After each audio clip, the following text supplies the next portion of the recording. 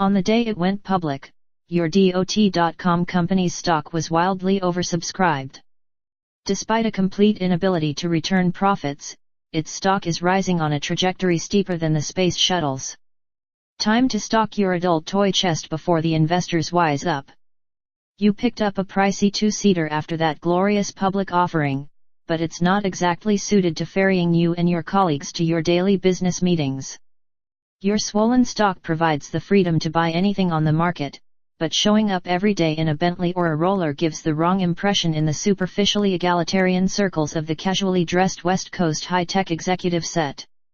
Besides, when you're not rearranging electrons to energize web traffic, you love driving, and you want a sedan that's as exciting and involving as the low-slung Sportster with which it will be sharing garage space.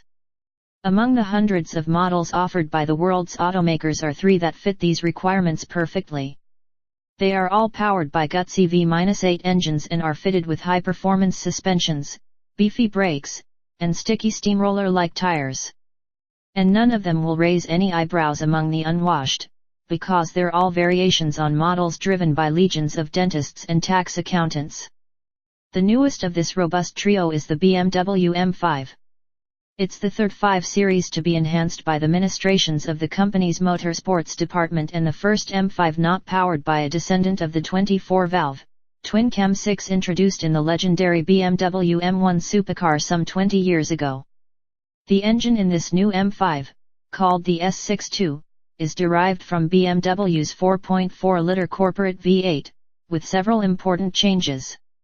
An increased bore and stroke enlarges its displacement from 4,398 to 4,941 cubic centimeters. A new induction system with dual air cleaners and airflow meters and 8 individual throttles feeds the larger engine's appetite for air. BMW's double Vanos system, which can independently vary the timing of the intake and exhaust camshafts over a range of 60 degrees, makes the most of this deep-breathing induction system.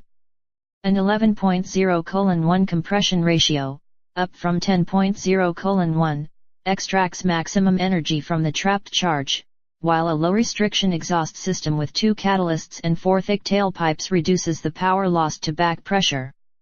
The result is a mighty 400 horsepower at 6,600 rpm and 369 pound-feet of torque at 3,800 rpm.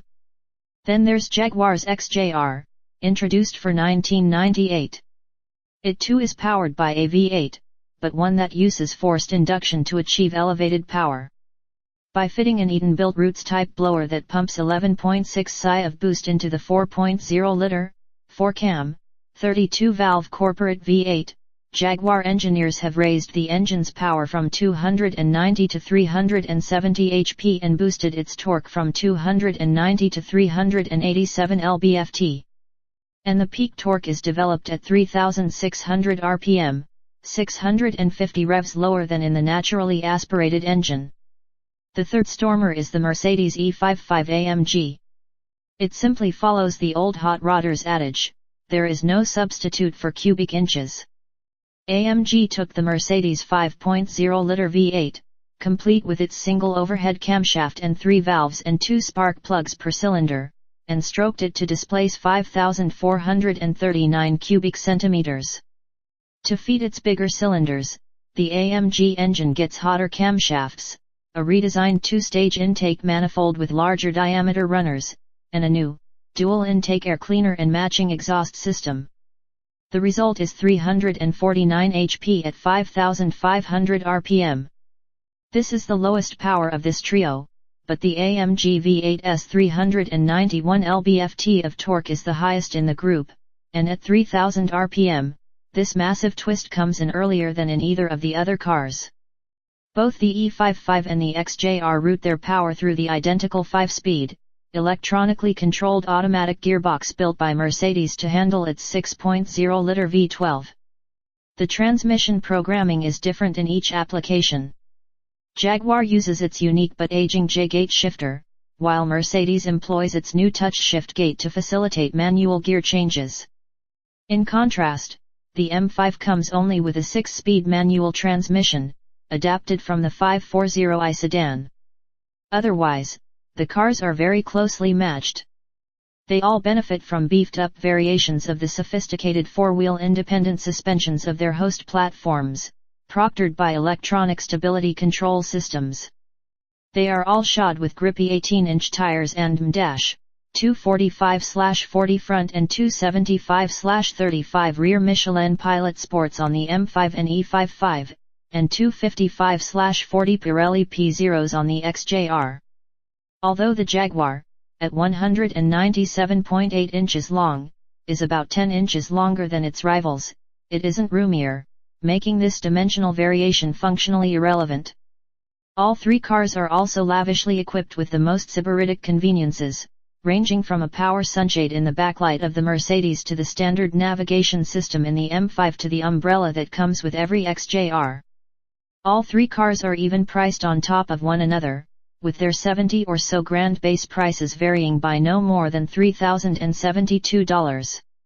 In short, this is a perfectly matched trio of four-door bullets. So well matched that we were forced to spend 3 glorious days wringing them out over the undulating roads of central Ohio, as well as at that scene of so many car and driver near victories, Nelson Ledges Road Course near Warren. In the end, we found distinct differences among these three magnificent machines. After most comparison tests, we simply turn our backs to the cars and go on our way. At this one, the keys to these machines had to be pried from our desperately clutching fingers. Among cars that can provide practical transportation on a daily basis, these three are the most satisfying in the world. View photos. View photos.